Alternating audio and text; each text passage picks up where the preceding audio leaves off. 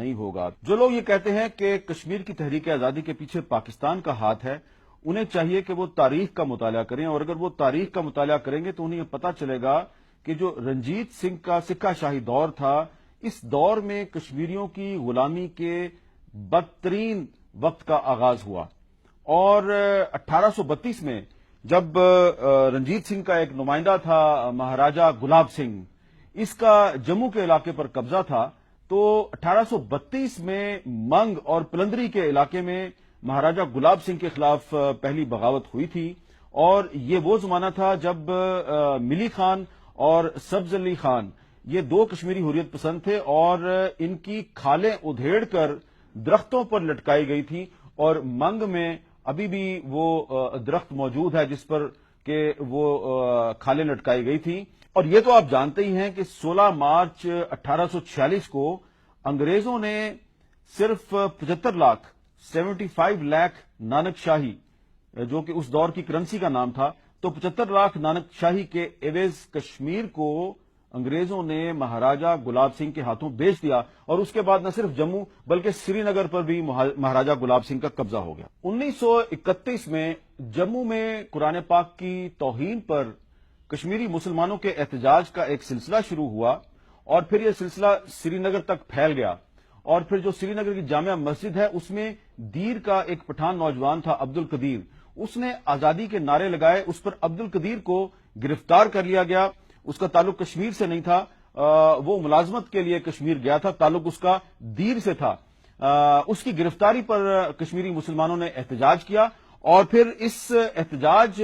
پر 13 جولائی 1931 کو سری نگر کی جو سینٹرل جیل تھی اس کے سامنے کشمیری مسلمانوں کے ایک اجتماع پر فائرنگ ہوئی، اس میں 6 کشمیری مسلمان شہید ہو گئے، جس کے بعد یہ تحریک پوری ریاست جموں کشمیر میں پھیل گئی، اور آج بھی جو کشمیری 13 جولائی کا دن ہے وہ یوم شہدائے کشمیر کے طور پہ مناتے ہیں۔ تو اس یوم شہدائے کشمیر کا تعلق 13 جولائی 1931 کے اس واقعے سے ہے، جس کا مقصد عبد القدیر کی گرفتاری پر احتجاج تھا۔ تو یہ پوائنٹ آپ کو ضرور اپنے ذہن میں رکھنا چاہیے کہ جو لوگ یہ کہتے ہیں کہ کشمیر کی تحریک آزادی کے پیچھے پاکستان ہے، وہ تاریخ کا مطالعہ کرے تو ان کو پتہ چلے گا کہ جو کشمیریوں کا یوم شہدائے کشمیر ہے یہ 13 جولائی 1931 کے واقعات کی مناسبت سے یوم شہدائے کشمیر ہے۔ یہ یوم شہدائے کشمیر 1947 کے بعد کے کسی واقعے کے حوالے سے نہیں ہے۔ یہی وہ زمانہ تھا، 1931 کا زمانہ تھا، جب شاعر مشرق حضرت علامہ اقبال نے کچھ دیگر مسلمان زعماء کے ساتھ مل کر لاہور میں کشمیر کمیٹی قائم کی، اور پھر جو کشمیر کی صورتحال تھی اس پر احتجاج کے لیے لاہور میں ایک جلوس نکالا گیا جس کی قیادت علامہ اقبال نے کی، اور جلوس کے بعد ایک جلسے سے بھی انہوں نے خطاب کیا، اور یہ 14 اگست کا دن تھا۔ 14 اگست 1931 کو علامہ اقبال نے لاہور میں پہلی دفعہ یوم کشمیر منایا، اور ان کو اس وقت نہیں پتا تھا کہ بعد میں یہی 14 اگست پاکستان کا یوم آزادی بن جائے گا، وہ پاکستان جس میں لفظ کاف جو ہے وہ کشمیر کی نمائندگی کرتا ہے۔ تو یہ 14 اگست 1931 کا جلسہ تھا جس میں حضرت علامہ اقبال نے اپنا یہ مشہور شعر بھی پڑھا تھا، آج وہ کشمیر ہے محکوم و مجبور و فقیر،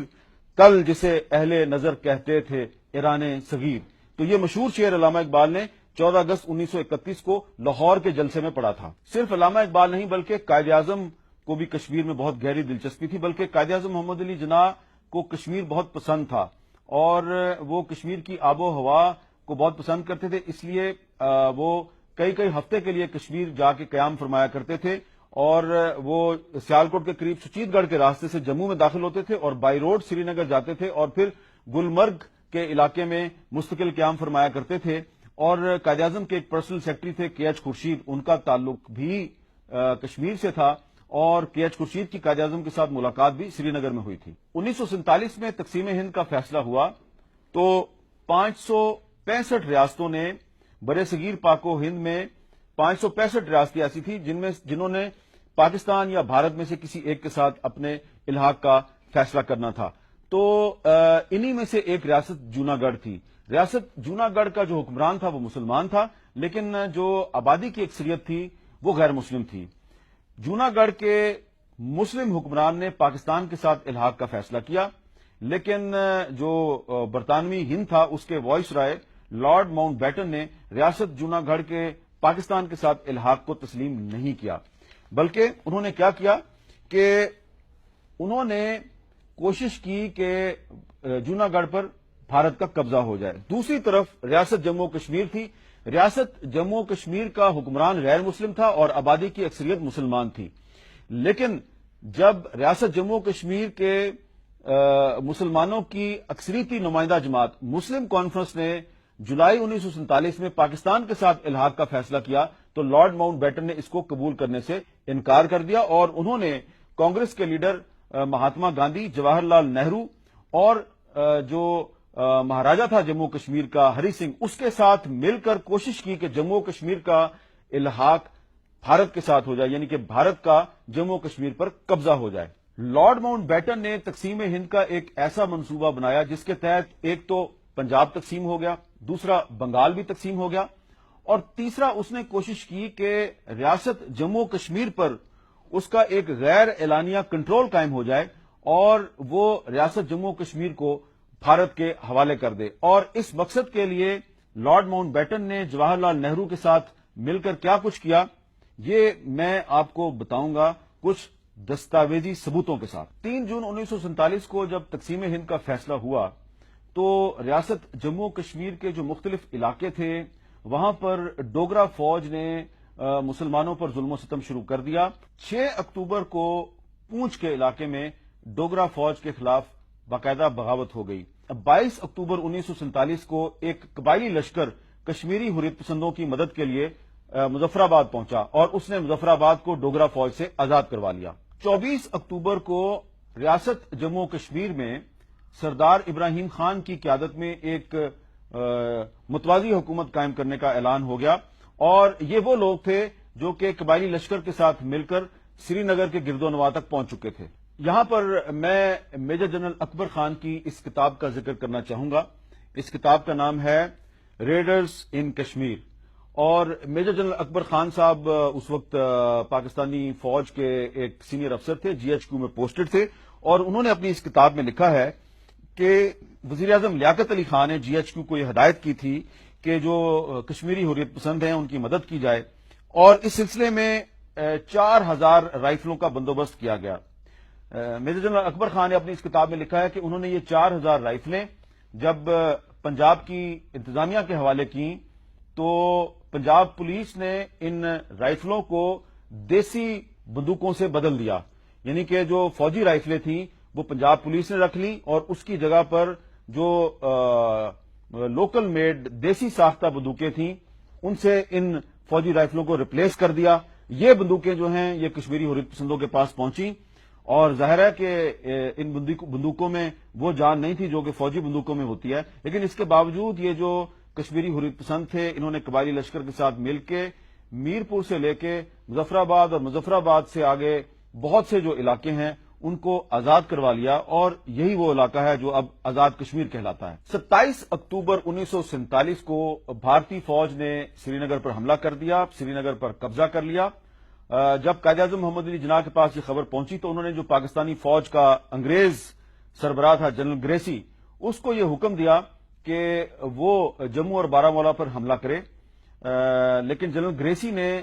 انکار کر دیا، اور جنرل گریسی نے قائد اعظم محمد علی جناح سے کہا کہ ریاست جموں کشمیر نے بھارت کے ساتھ الحاق کر لیا ہے، لہذا اب قانونی طور پر ہم ریاست جموں کشمیر پر حملہ نہیں کر سکتے۔ تاریخی حقائق یہ بتاتے ہیں کہ جنرل گریسی کا یہ موقف غلط تھا۔ جنرل گریسی نے قائد اعظم کے ساتھ جھوٹ بولا تھا کیونکہ جو وائس رائے تھا لارڈ ماؤنٹ بیٹن وہ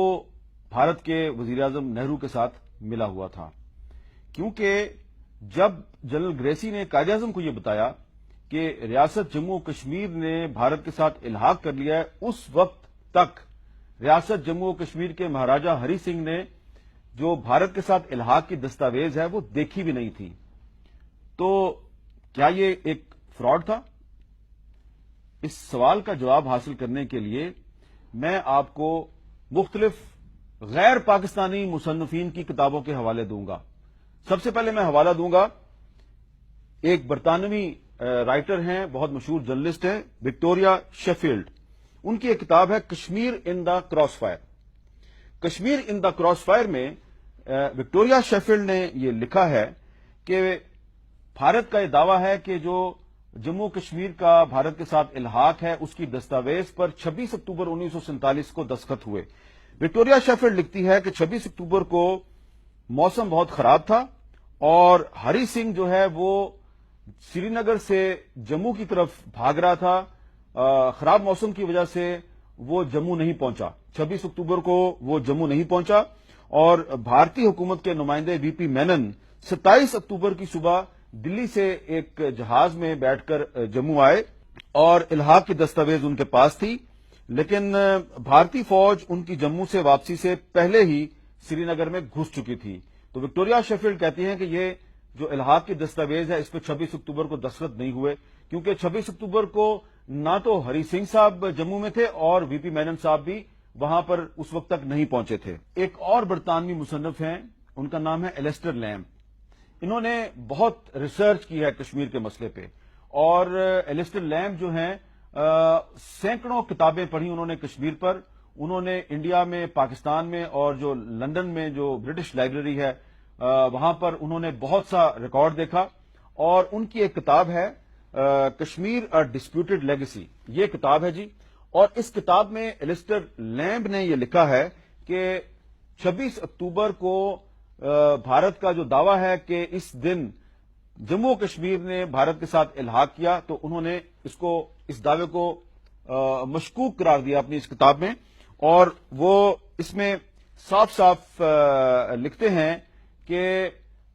جو لارڈ ماؤنٹ بیٹن تھا، جو وائس رائے تھا اور جو برطانوی حکومت کا نمائندہ تھا، اس نے جواہر لال نہرو کے ساتھ مل کر کشمیر پر بھارت کے قبضے کی راہ ہموار کی.